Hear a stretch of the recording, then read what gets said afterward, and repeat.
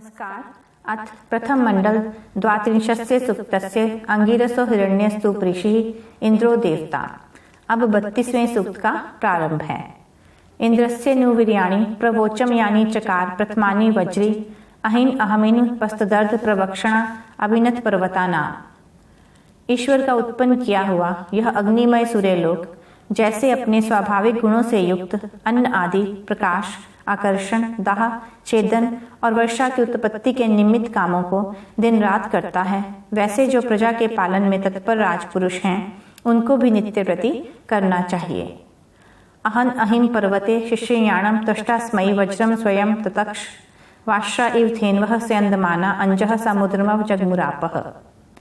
जैसे सूर्य अपनी किरणों से अंतरिक्ष में रहने वाले मेघ को छिन्न भिन्न करके जल बरसाता है, जो कि बछड़ों को प्रीति पूर्वक चाहती हुई गौओं के समान चलते हुए समुद्र को पूर्ण करता है, वैसे ही सेनापति किला पर्वत में रहने वाले शत्रु को भी पृथ्वी में गिराकर प्रजा को निरंतर सुखी करे। ऋष्याय माणो अवरणीत सोमम त्रिकुदकेशव विभत्सु तस्य आसायकम अग्वादत वज्रमहन तेनम प्रथमजा माहीनाम। जो वीर्य वृद्धि का आचरण करता हुआ सूर्यलोक मेघ के समान इस उत्पन्न हुए जगत के पदार्थों में, जिनके उत्पत्ति, स्थिरता और विनाश ये तीन कला व्यवहार हैं, उनके रस को स्वीकार करता, उसको अपने ताप में भर लेता और बरसाता है, वैसे ही गुण, कर्म, स्वभाव युक्त पुरुष सेनापति का अधिकार पाने योग्य होता है।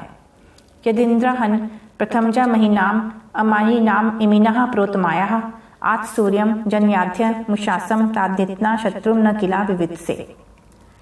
जैसे कोई राजपुरुष अपने शत्रुओं के बल और छल का निवारण कर और उनको जीतकर अपने राज्य में सुख व न्याय का प्रकाश करता है, वैसे ही सूर्य भी अपने किरण समूह से मेघों की अंधकार रूपी घटाओं को हरता है और प्रातः काल वह अपने प्रकाश को प्रकट करता हुआ दिन उत्पन्न करता है। अहन वृत्रम वृत्रतरम व्यंसमिंद्रो रजेण महतावधेन स्कंधासीव कुलेशिना विवृकणा अहिशयत उपपृक पृथ्व्याः। जिस प्रकार सूर्य अति विस्तार युक्त, अत्यंत धार वाली, अति तापयुक्त किरण समूह से मेघ को छिन्न भिन्न कर पृथ्वी पर बरसाता है, वैसे ही महावीर सेनापति बैरियों का हनन करता है। अयोध्भेव दुर्मद आहि आजहे महावीरम तुवि पात्रम ऋजिशम नातारिदस्य समितिम वधानाम समरुजानः पिपीश इंद्र शत्रुः। जैसे मेघ संसार के प्रकाश के लिए सूर्य के वर्तमान प्रकाश को उठा और रोक कर उसके साथ युद्ध करते हुए के समान व्यवहार करता है, तो भी वह मेघ सूर्य के सामर्थ्य का पार नहीं पाता। मेघ के शरीर से उत्पन्न हुई नदियां समुद्र में जा मिलती हैं, वैसे ही राजा को उचित है कि शत्रुओं को मारकर निर्मूल करता रहे। अपाद हस्तो अप्रत्यंतिद्र मत्स्य वज्रमधि सानौ जघान वृष्णौ वृद्धि प्रतिमानम बुभूषव पुत्रता वृत्रो अशयत व्यस्तः। जैसे कोई निर्बल पुरुष बड़े बलवान के साथ युद्ध चाहे, वैसे ही मेघ सूर्य के साथ प्रवृत्त होता है, और जैसे अंत में वह मेघ सूर्य से छिन्न भिन्न होकर पराजित हुए के समान पृथ्वी पर गिर पड़ता है, वैसे जो धर्मात्मा बलवान पुरुष के संग लड़ाई को प्रवृत्त होता है, उसकी ऐसी ही दशा होती है। नंदम न भित्रम अमूया श्यानम मनोरुहाणा अतियंत यापः याश्चिद वृत्रो महीना प्रतिष्ठ तासा मही प्रतुस्तः शीर बभूव। जितना जल सूर्य से छिन्न भिन्न होकर पवन के साथ मेघमंडल को जाता है, वह सब जल मेघ रूप ही हो जाता है। उसको जब सूर्य अपनी किरण से छिन्न भिन्न करता है, तब वह जल बड़े बड़े नदी, ताल और समुद्र आदि स्थानों को प्राप्त होकर ठहर जाता है। वैसे ही अधार्मिक मनुष्य भी प्रथम बढ़कर शीघ्र नष्ट हो जाता है। नीचा वया अभवद वृत्रपुत्रेन्द्रो अस्या अवधर्च भार उत्तरासुरधरः पुत्र आसीदानुः शयसः उत्सानधेनुः।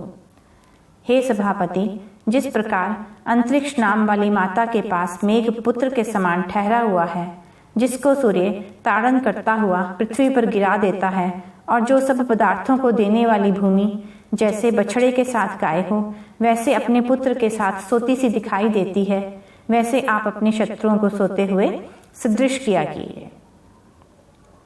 अतिष्ठन्ति नाम अनिवेश नाना नाम काष्ठानां मध्ये निहितं शरीरं वृत्तस्य निर्णयं विचरन्तयापो दीर्घं तम आशयत इंद्र शत्रुः।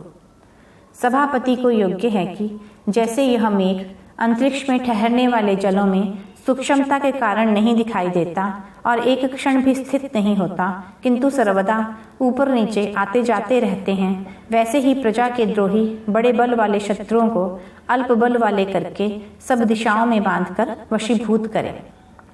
दास पत्नीर अहिगोपा अतिष्ठित निरुद्धा आपह पणिनेव गावः अपाम बिलम अपि हितम यदा सेद वृत्रम जघन्वा अपतद्वार।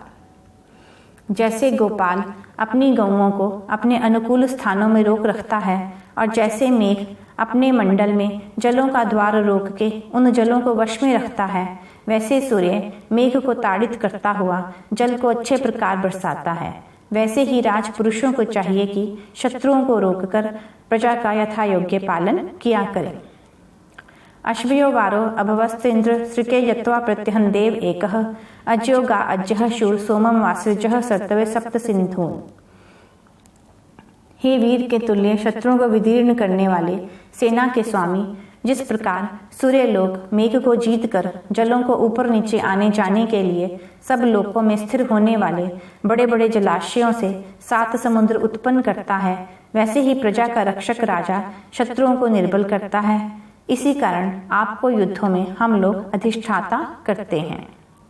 नास्मै विद्युत तन्युतः सिषेत न याम मिहिम किरत थाधुनिम च इंद्रश्च यद्युयुधाते अहिश्वोता परिभ्यो मथवा ही जिज्ञे। जैसे मेघ की गर्जना और बिजली भी सूर्य को नहीं रोक सकती, वे सब सूर्य के सामने सब प्रकार निर्बल हैं और सूर्य के युद्ध साधन उसकी अपेक्षा से बड़े हैं। इसी से सदा सूर्य का ही विजय और मेघ का पराजय होता रहता है। वैसे ही धर्म युक्त पूर्ण बल संपादन करके शत्रुओं को विजय करना चाहिए। अहिर्यातारम कंपश्य इंद्र हृदय यत्ते जघनुषो भीर्गच्छत नव च यत्रवंतीम च सत्रवंती शयनो न भीतो अथरो रजांसी। हे इंद्र, मेघ के गर्जन आदि शब्द से प्राणियों को जो भय प्राप्त होता है, विद्वान लोग उस मेघ के देश देशांतरों में पहुंचाने वाले सूर्य को छोड़ और किसको देखें, जिस कारण सूर्य अपने प्रकाश, आकर्षण और छेदन आदि गुणों से बड़ा है, इसी से लोगों को प्रकाशित करता है, इसके समान आप हैं। इंद्रो यातो अविस्तस्य राजा शमस्य च श्रृंगिणो ब्रज बाहु सेदु राजा क्षयति चरष्णी नाम रात्रः नेमिहि परिताप बभूव। हे इंद्र, सूर्य के समान शस्त्रायुक्त बाहु, दुष्टों का निवारण करता, गमन आदि व्यवहार को करने वाला सभापति, निश्चित चराचर जगत, शांति करने वाले मनुष्य आदि प्राणियों, सींगों वाले गाय आदि पशुओं और मनुष्यों के बीच धूरी के समान प्रकाशमान होकर उत्तम और नीच कर्म के कर्ताओं को, सुख दुखों को तथा उक्त लोकों को पहुंचाता और निवास करता है, वैसे ही राजा धर्म से सबका पालन करने वाला हो। इस सूक्त में सूर्य और मेघ की जय और पराजय का वर्णन करते हुए राजा और सभापति को किस प्रकार से अपने धर्म का पालन करना चाहिए, प्रजा का पालन करना चाहिए, जिससे कि चक्रवर्ती राज्य सिद्ध हो, इसका वर्णन किया गया है। यह 32वां सूक्त समाप्त हुआ। अगले अंक में 33वां सूक्त प्रस्तुत करेंगे। नमस्कार।